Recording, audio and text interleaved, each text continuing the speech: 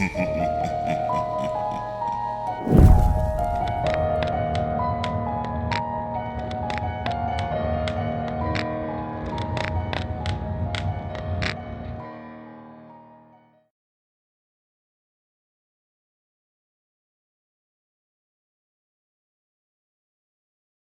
has been reported that some victims of rape or torture during the act would retreat into a fantasy world from which they could not wake up. In this catatonic state, the victim lived in a world just like their normal one, except they weren't being raped or tortured. The mind of the victim would often try to wake up the victim by leaving hints around the victim's world to help them realize they were asleep. Sometimes, even after the victim knew what was going on, it would often take months, years, or decades before they were ready to actually discard their fantasy world. And sometimes, they would still refuse to please wake up!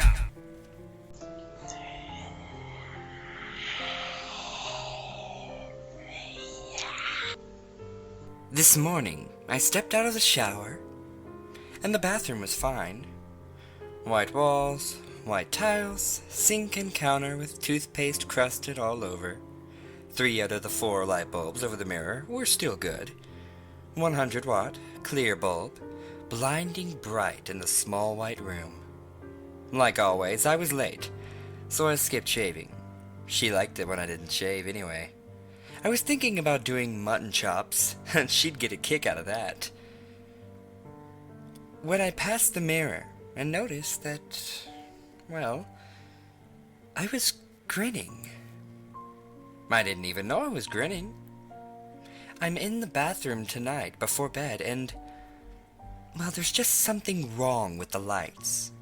All 3 are on again, and, well, they glow kind of brown, and they don't really light up the rest of the room. I really should get more bulbs from the kitchen. I should, but I'm just too busy. Well, the date was shit, and she shut her apartment door on me.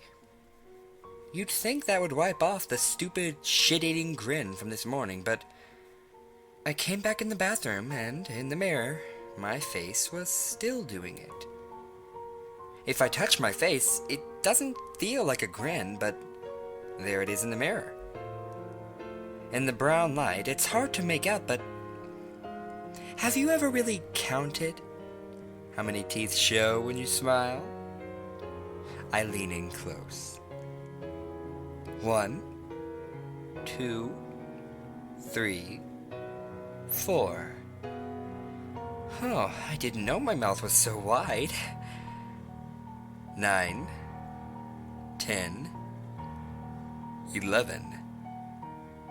Well, I can't do mutton chops after all. The corners of my lips are out to my ears. It still doesn't feel like a grin, but I keep counting. For curiosity's sake. 36, 37, 38.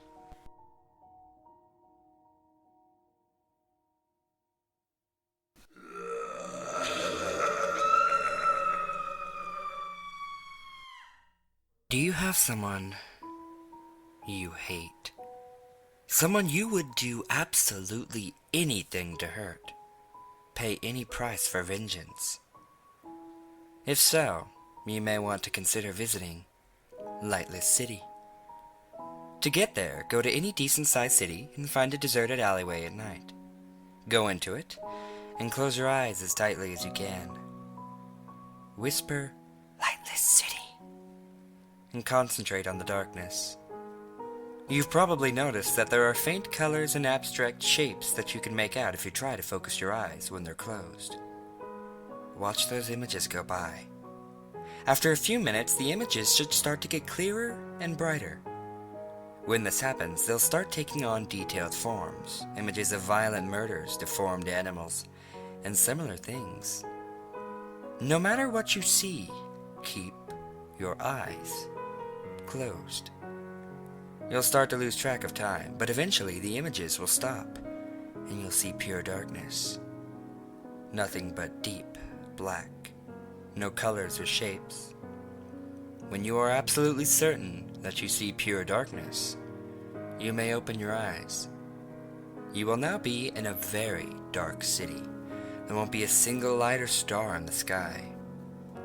You should be able to see a faint, dark blue outline of the tall buildings surrounding you. Make your way out of the alley, and walk as quietly as you can down the sidewalk in any direction.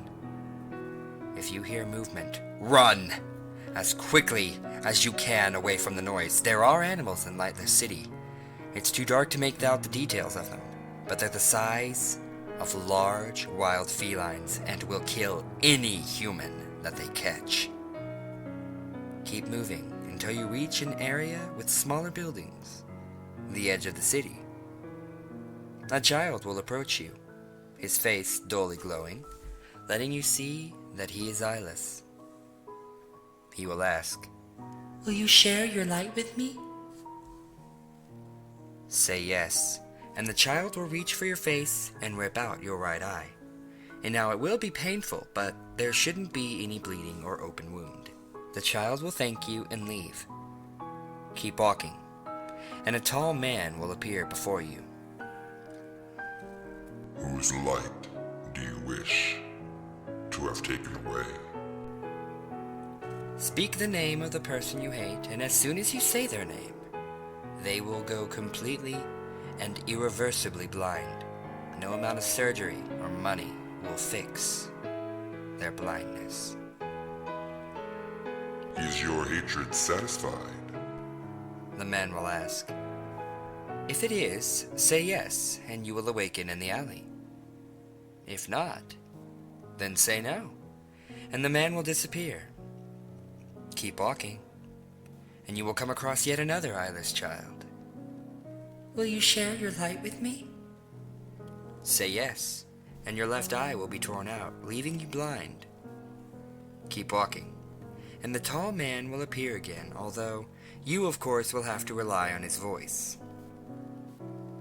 Whose life do you wish for the darkness to claim? Say the name of the one you hate, and they will die.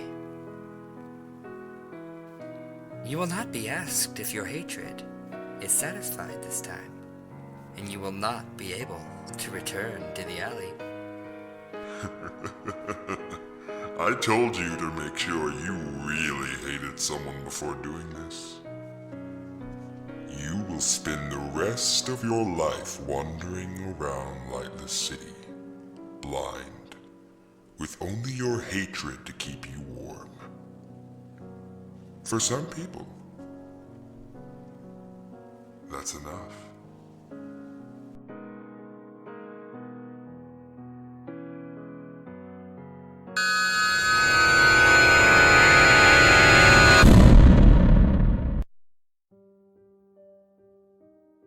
During my childhood, my family was like a drop of water in a vast river, never remaining in one location for long. We settled in Rhode Island when I was 8, and there we remained until I went to college in Colorado Springs. Most of my memories are rooted in Rhode Island, but there are fragments in the attic of my brain which belong to the various homes we had lived in when I was much younger. Most of these memories are unclear and pointless, chasing after another boy in the backyard of a house in North Carolina, trying to build a raft to float the creek behind the apartment we rented in Pennsylvania, and so on. But there is one set of memories which remains as clear as glass, as though they were just made yesterday. And I often wonder whether these memories are simply lucid dreams produced by the long sickness I experienced that spring, but in my heart I know they're real. We were living in a house just outside the bustling metropolis of New Vineyard, Maine, population 643. It was a large structure, especially for a family of 3. And there were a number of rooms that I didn't see in the 5 months we resided there. In some ways, it was a waste of space, but it was the only house on the market at the time, at least within an hour's commute to my father's place of work. The day after my 5th birthday, attended by my parents alone, I came down with a fever. The doctor said I had mononucleosis, which meant no rough play and more fever for at least another 3 weeks. It was horrible timing to be bedridden. We were in the process of packing our things to move to Pennsylvania, and most of my things were already packed away in boxes, leaving my room barren. My mother brought me ginger ale and books several times a day, and those served to function as being my primary form of entertainment for the next few weeks. Boredom always loomed just around the corner, waiting to rear its ugly head and compound my misery. I don't exactly recall how I met Mr. Widemouth. I think it was about a week after I was diagnosed with mono. My first memory of the small creature was asking him if he had a name, and he told me to call him Mr. Widemouth because his mouth was so large. In fact, everything about him was large in comparison to his body, his head, his eyes, his crooked ears, but his mouth was by far the largest. "You kinda look like a Furby," I said as he flipped through one of my books. Mr. Widemouth stopped and gave me a puzzled look. Furby? What's a Furby? He asked. I shrugged. You know, the toy. The little robot with the big ears you can pet and feed him, almost like a real pet. Oh. Mr. Widemouth resumed his activity. You don't need one of those. They aren't the same as having a real friend. I remember Mr. Widemouth disappearing every time my mother stopped by to check in on me. I lay under your bed, he later explained. I don't want your parents to see me because I'm afraid they won't let us play anymore. And I can't let that happen. We didn't do much during those first few days. Mr. Widemouth just looked at my books, fascinated by the stories and pictures they contained. The 3rd or 4th morning after I met him, he greeted me with a large smile on his face. I have a new game we can play, he said. But we have to wait until your mother comes to check on you, because she can't see us play it. It's a secret game. So, after my mother delivered more books and soda at the usual time, Mr. Widemouth slipped out from under the bed and tugged my hand. We have to go to the room at the end of this hallway, he said. I objected at first, as my parents had forbidden me to leave my bed without their permission, but Mr. Widemouth persisted until I gave in. The room in question had no furniture or wallpaper. Its only distinguishing feature was a window opposite the doorway. Mr. Widemouth darted across the room and gave the window a firm push, flinging it open. He then beckoned me to look out at the ground below. Now, we were on the 2nd story of the house, but it was on a hill, and from this angle the drop was further down than 2 stories due to the incline. I like to play pretend up here, Mr. Widemouth explained. I pretend that there is a big soft trampoline below this window, and I jump. And if you pretend hard enough, you bounce back up like a feather. I want you to try. Now, I was a 5-year-old with a fever, so only a hint of skepticism darted through my thoughts as I looked down and considered the possibility. It's a long drop, I said. But that's all part of the fun. It wouldn't be fun if it was just a short drop. If it were that way, you may as well just bounce on a real trampoline. I toyed with the idea, picturing myself falling through the air, only to bounce back to the window on something unseen by human eyes, but the realist in me prevailed. Maybe some other time, I said. I don't know if I have enough imagination. I could get hurt. Mr. Widemouth's face contorted into a snarl, but only for a moment. Anger gave way to disappointment. If you say so, he said. He spent the rest of that day under my bed, quiet as a mouse. The following morning, Mr. Widemouth arrived holding a small box. I want to teach you how to juggle, he said. Here are some things you can use to practice before I start giving you lessons. I looked in the box, and it was full of knives. My parents will kill me, I shouted, horrified that Mr. Widemouth had brought knives into my room, objects that my parents would never allow me to touch. I'll be spanked and grounded for a year. Are you crazy? Mr. Widemouth frowned. But it's fun to juggle with these. I want you to try it. I pushed the box away. I can't. I'll get in trouble. Knives aren't just safe to throw in the air. Mr. Widemouth's frown deepened into a scowl. He took the box of knives and slid under my bed, remaining there for the rest of the day. I began to wonder just how often he was under me, watching me. I started having trouble sleeping after that. Mr. Widemouth often woke me up at night, saying that he put a real trampoline under the window, a big one that I couldn't see in the dark. I always declined and tried to go back to sleep, but Mr. Widemouth persisted, sometimes even staying by my side until early in the morning, encouraging me to jump. He wasn't so fun to play with anymore. My mother came to me one morning and told me I had her permission to walk around outside. She thought the fresh air would be good for me, especially after being confined in my room for so long. So ecstatic, I put on my sneakers and trotted out to the back porch, yearning for the feeling of sun on my face. Mr. Widemouth was waiting for me there. I have something I want you to see, he said. I must have given him a weird look because he then said, It's safe. I promise. I followed him to the beginning of a deer trail, which ran through the woods behind the house. This is an important path, he explained. I've had a lot of friends about your age, and when they were ready, I took them down this path to a special place. You aren't ready yet, but one day, I hope I can take you there. I returned to the house, wondering what kind of a place lay beyond that trail. 2 weeks after I met Mr. Widemouth, the last load of our things had been packed into a moving truck.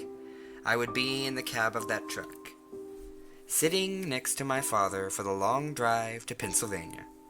I considered telling Mr. Widemouth that I would be leaving, but after what had happened, even at 5 years old, I was beginning to suspect that perhaps the creature's intentions were not to my benefit, despite what he said otherwise, and for this reason I decided to keep my departure a secret. My father and I were in the truck at 4 a.m. He was hoping to make it to Pennsylvania by lunchtime tomorrow with the help of an endless supply of coffee and a 6-pack of energy drinks. He seemed more like a man who was about to run a marathon rather than one who was about to spend 2 days sitting still. "Early enough for you?" my father asked with a hint of sympathy. I nodded and placed my head against the window, hoping for some sleep before the sun came up. I felt my father's hand on my shoulder. "This is the last move for a while, son. I promise. I know it's hard for you, as sick as you've been. But once Daddy gets promoted, we can settle down and you can make friends. I promise." I opened my eyes. As we backed out of the driveway, I saw Mr. Widemouth's silhouette in my bedroom window. He stood motionless until the truck was about to turn onto the main road. He gave a pitiful little wave goodbye, steak knife in hand. I didn't wave back. Years later, I returned to New Vineyard. The piece of land our house stood upon was empty except for the foundation, as the house burned down a few years after my family left. Out of curiosity, I followed the deer trail that Mr. Widemouth had shown me. Part of me expected him to jump out from behind a tree and scare the living hell out of me, but I felt that Mr. Widemouth was gone, somehow tied to the house that no longer existed, burned up in flame.